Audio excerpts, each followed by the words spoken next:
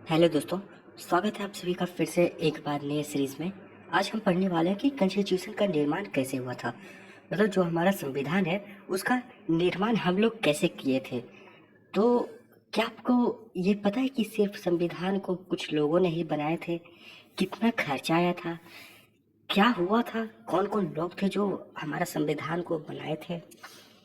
और एक बात क्या आपको पता है कि हमें कब संविधान की जरूरत आन पड़ी थी?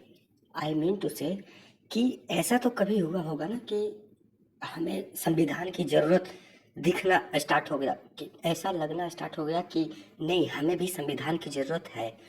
तो यह बात है 1934 की।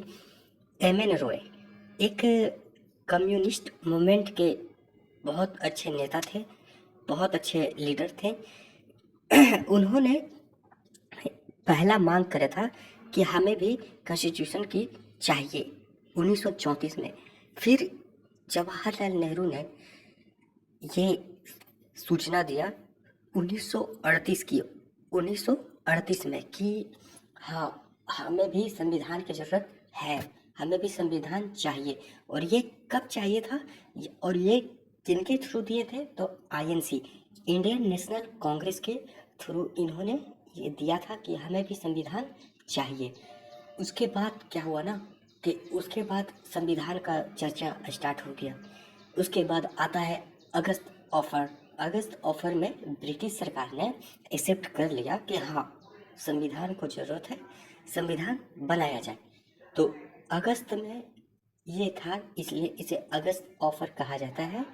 इसके बाद क्या होता है ना कि 1942 में एक मेंबर आता है, कैबिनेट मेंबर आता है, जो कि ब्रिटिश गवर्नमेंट का कैबिनेट मेंबर था। वो आया इंडिया, उसका नाम था स्टेफोर्ड क्रिप्स। स्टेफोर्ड क्रिप्स, ये बात है 1940 की। ठीक है, 1940 में आया, इसलिए क्यों आया? क्योंकि उसका डिमांड, यहाँ का जो संविधान का डिमांड था वो पूरा हो चुका है, इसलिए वो आया था। उसके बाद 1900 मतलब 42 में ये ऑफर दिया गया कि आप लोग अपना संविधान बना सकते हो। लेकिन मुस्लिम लीग जो मुस्लिम लीग था, उन्होंने संविधान का बहिष्कार कर दिया कि नहीं, हमें ये संविधान नहीं चाहिए, मुझे एक अलग संविधान चाहिए।